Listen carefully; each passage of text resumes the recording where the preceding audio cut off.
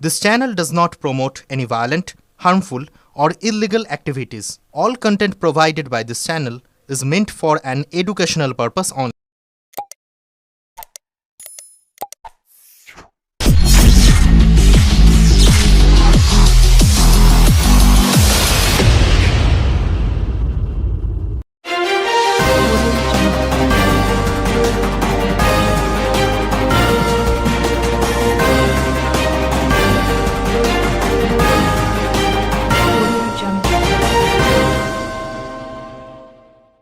দুর্নীতির প্রতিবাদ ছিল বিক্ষোভ ডেপুটেশন। তৃণমূল কাউন্সিলরদের দেখে চোর চোর স্লোগান উঠল চন্দননগর পৌর নিগমে। চন্দননগর পৌর নিগমে দুর্নীতির অভিযোগে আগেই পদত্যাগ করেছেন ডেপুটি মেয়র মুন্না আগরওয়াল।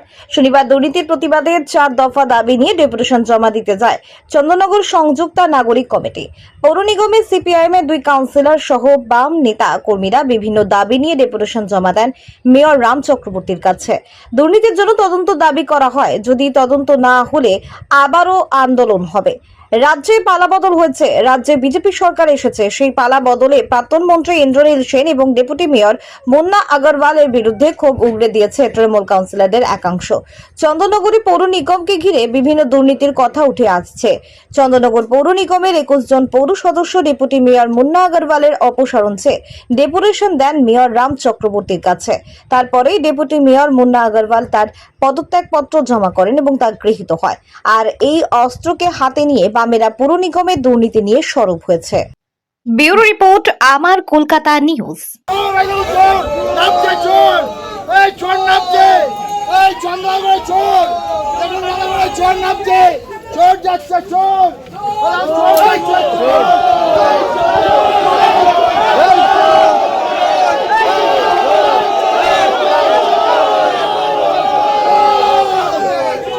जिसकी रोजगार था 3000 रुपए रोजगार करने वाला आज थाईलैंड घूमने जा रहा है। इसके बाप का पैसा है। जिसके पास टूटी साइकिल नहीं थी वो फॉर्च्यूनर लेके घूम रहा है। किसके बाप का पैसा है?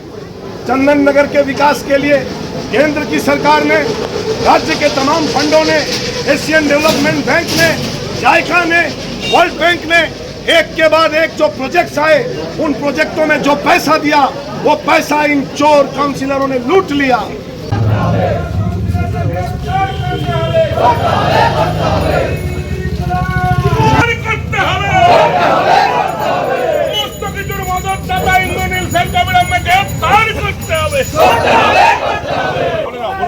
चोर परेशान भेंगे दाव गुड़िए दाव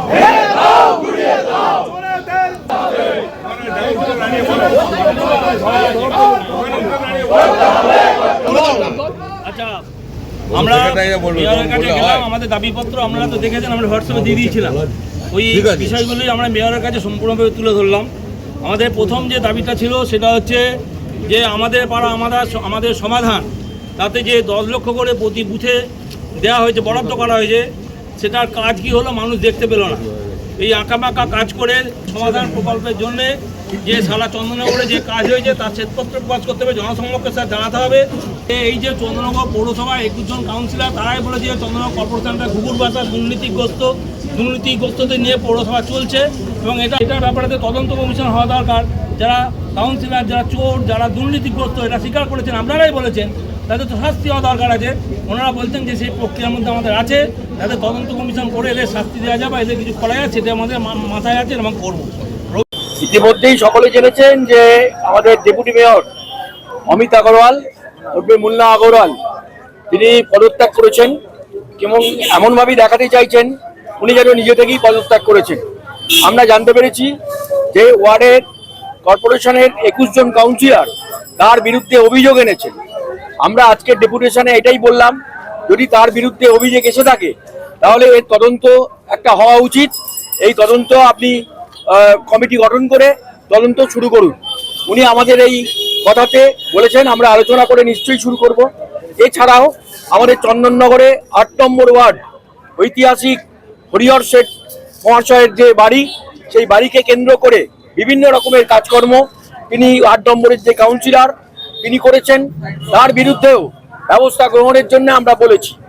আর আমাদের দীর্ঘদিনের যে দাবি যে যারা অস্থায়ী কর্মচারী, সেই অস্থায়ী কর্মচারীদের স্থায়ীকরণ এবং তাদের যে পিএফ গ্র্যাচুইটি এই সমস্ত বিষয়গুলো চালু করার জন্য আমরা লাগাতারভাবে বোর্ড মিটিংয়ে বারবার প্রশ্ন রেখেছি, সেখান থেকে আমরা দাবি রেখেছি এবং সেগুলোকে কার্যকর করার জন্য ইতিমধ্যেই একটা উদ্যোগ নেওয়া হয়েছে।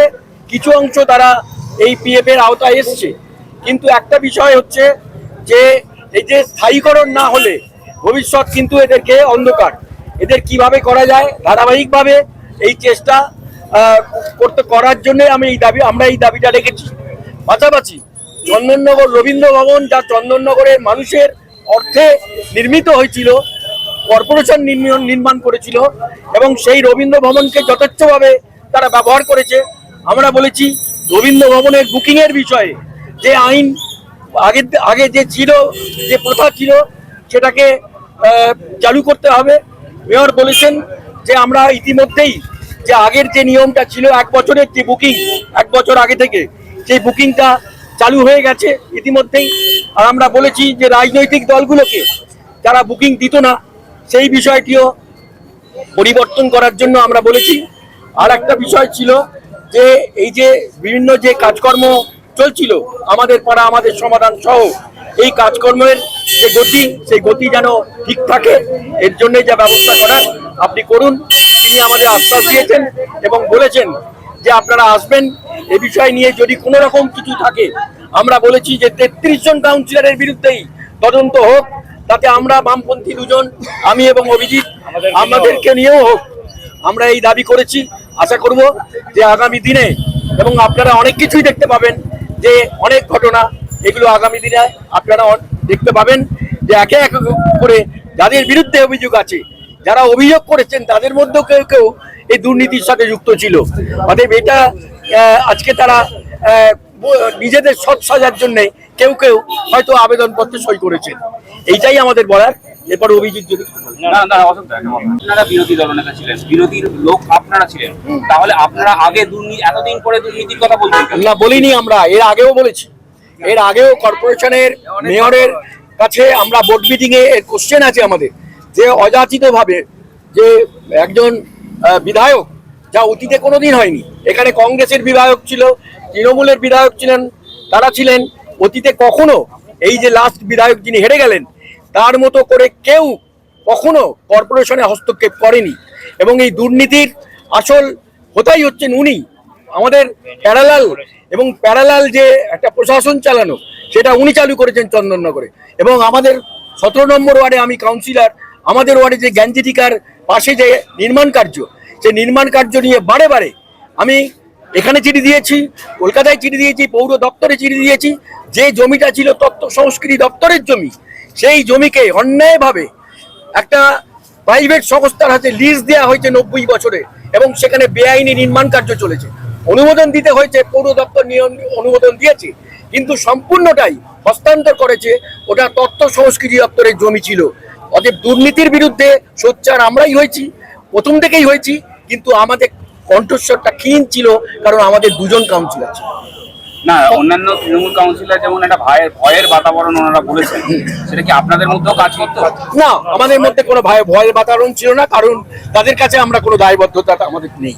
আমরা বলেছি এবং বারে বারে প্রতিবাদ করেছি যে এই জিনিস যেটা চলছে কর্পোরেশনে, এটা হতে পারে না। আমরা প্রশ্ন দিয়েছি বোর্ড মিটিং এ, তারা তাদেরকে বাঁচাবার জন্য যেভাবে উত্তর দেওয়ার উত্তর দিয়েছে। আপনারা বলছেন যে দুর্নীতি, মেয়রের কাছে অভিযোগ করছেন দুর্নীতি তদন্ত হওয়া উচিত। এটা তৃণমূলের গভর্নমেন্ট, মানে তৃণমূলের প্রশাসক বা তৃণমূলের পৌরসভা, তাহলে আপনারা নিজেরাই বলছেন তৃণমূল চোর, আবার তারাই কিভাবে তদন্ত করবে?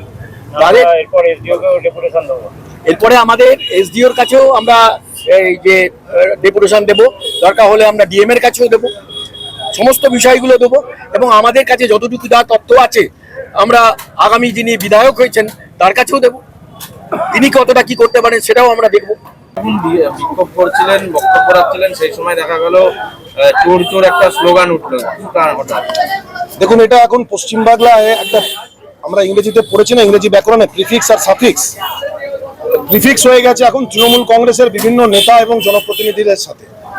আমরা যখন এই চন্দননগর কর্পোরেশনের, চন্দননগরের সাধারণ নাগরিক, তাদের যে সমস্যা, যে অচলাবস্থা তৈরি হয়েছে, সেই অচলাবস্থা কাটানোর জন্য তাদের যে সমস্যা সেই সমস্যা মেটানোর জন্য পৌর প্রশাসনের কাছে যখন দাবি নিয়ে এসেছি, তখন আমরা জানতে পারছি যে চন্দননগর কর্পোরেশনের একাধিক কাউন্সিলর তারা তাদের দায়ভার থেকে হাত ছাড়িয়ে পালাচ্ছে। আর পালাচ্ছেন এই কারণে যে গত 2010 থেকে 2026 এই যে 4 বার এই ভোটটা চলছে, মাঝখানে প্রায় 3 বছর এই ভোটটা ভাঙাও ছিল, নিজেরাই চুরির দায়, নিজেরাই চোর বলেছিল চোরেদের ভাষা। এই ওদের দেওয়ার নামটাই এখন মানুষ ওদেরকে বলছে এবং মানুষ মিলিয়ে নিচ্ছে। যার কাছে ভাঙা সাইকেল ছিল সে এখন ল্যান্ড রোভারে চাপছে, যে তামার আংটি করতে পারতো না সে এখন প্লাটিনামের হার পড়ছে, যার পকেটে 2 পয়সা থাকতো না সে এখন লোককে বিরিয়ানি খাওয়াচ্ছে, থাইল্যান্ড ঘুরতে যাচ্ছে। ফলে এই স্বাভাবিক যে তাদের জীবনের মধ্যে যে এই বৈচিত্র্য তৈরি হয়েছে, অমিলটা তৈরি হয়েছে, মানুষ দেখেছে। এবং এর মধ্যেই রাজ্যের মানুষের যে ক্ষোভ, সেই ক্ষোভের ফলে যে পরিবর্তন হয়েছে, সরকারের পরিবর্তন হয়েছে, যে পরিবর্তন মানুষকে আজকে মুক্ত বাতাসে নিঃশ্বাস নেওয়ার একটা সুযোগ তৈরি করেছে। আপনি দেখবেন শুধু বিরোধী দলের মানুষ তৃণমূল কংগ্রেসের বিরোধী, তৃণমূল কংগ্রেসকে পছন্দ করে না এমন মানুষ চোর বলছে তা নয়। এখন তৃণমূলের কাউন্সিলররা, তৃণমূলের বিভিন্ন জনপ্রতিনিধিরা, তৃণমূলের বিভিন্ন দলের লোকেরা তারা বলছে চোর, কারণ পুলিশের ভয়ে, প্রাণহানির ভয়ে, নিজের পরিবারের জীবন জীবিকা তাদের রক্ষার ভয়ে এরা মুখ বন্ধ করতে বাধ্য ছিল।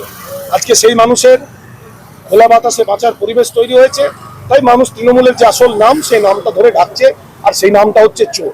নচিকেতা কোথায় গিয়েছিলেন একটা গান, চোর চোর চোর, সেটাই এখন পশ্চিমবাংলায় মুখরিত। নাগরিক কমিটি পক্ষ থেকে একটা ডেপুটেশন আমার কাছে হয়েছে। তো ডেপুটেশনে মূলত ছিল যে বেশ কিছু ওয়ার্ডের প্রস্তাব করছে কাউন্সিলরদের বিরুদ্ধে এবং সমাজ মাধ্যমে।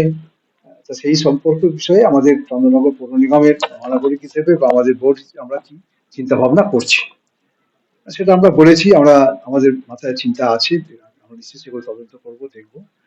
আমাদের স্বচ্ছ ভাবমূর্তি বজায় রাখতে এখানে কোন রকম দুর্নীতিগ্রস্ত যদি কেউ দুর্নীতি প্রকৃতপক্ষে সঙ্গে যুক্ত থাকে, সিন্ডিকেটই বলুন আর তোলাবাজি বলুন করে, তাকে আমরা কিন্তু রাখবো না।